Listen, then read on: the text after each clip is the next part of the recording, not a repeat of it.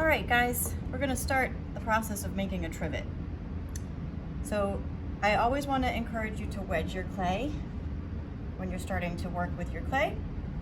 You always want to wedge it even if it comes out of the package to get any air bubbles out. So sort of like kneading bread. Just kind of rolling it on top of itself, bring it to a vertical, and wedge.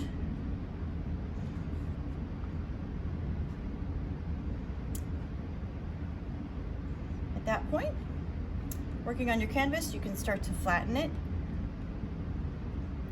I'm not going to do this on my clay. You can do it on yours. My canvas is pretty dusty, so I'm not going to do that on my canvas. So just working with materials you have at home, I gave you all a rolling pin and I gave you some clay. Flatten it out, flip it over, flatten it out. I have lots of cracks and lines in here, which I'm going to get rid of. Our ideal thickness for this is actually pretty thick. We're going to make it about a ½ inch thick. So once you have it pretty flat, you can then take your rolling pin and roll from the center out. Do the same thing, gently flip it over and roll from the center out. That's gonna start to get rid of some of those cracks. Oh my God, are you kidding me? So as I start to roll it, I can, some of the cracks start to come out. By rolling it is also gonna pop out any air bubbles that you might have in there.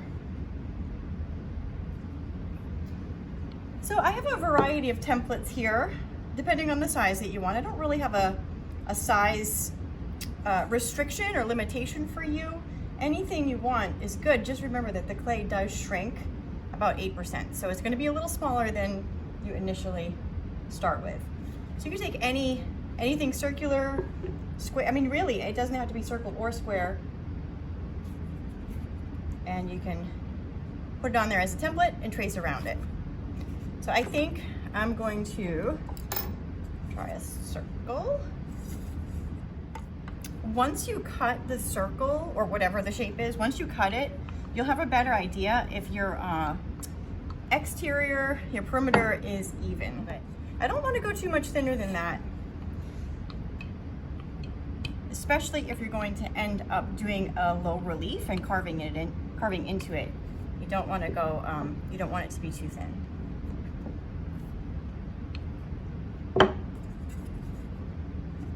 There we go. It's pretty good. You can take, I didn't provide you with a pin tool at home, but anything sharp, a chopstick, a dowel,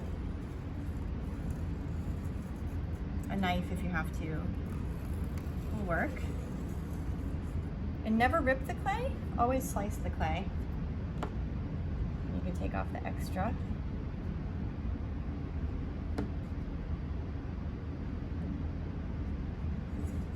Remember that canvas texture is not okay, so you want to make sure that you burnish out any canvas texture, anything sharp. I want you to spend a good amount of time really polishing your work. Shouldn't be any cracks or blemishes. A damp circular sponge works very well. Ultimately, we're going to want to work on this when it's leather hard, so smoothing it out with the damp circular sponge does add moisture into the piece, which is okay for now, but when we start carving and making our design, we want to make sure that we've let it dry out for a good 10 or 15 minutes, or maybe you take a hair dryer to it. So you could go over this for a good 10 minutes and spruce this up real nice.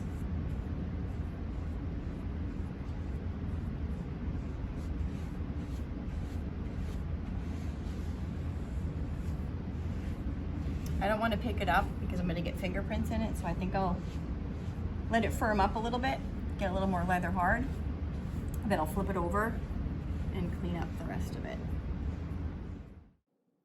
Once your piece is leather hard, either by drying it down with a hairdryer for 4 minutes or letting it sit out for 10 to 20 minutes, you'll notice it firms up quite a bit.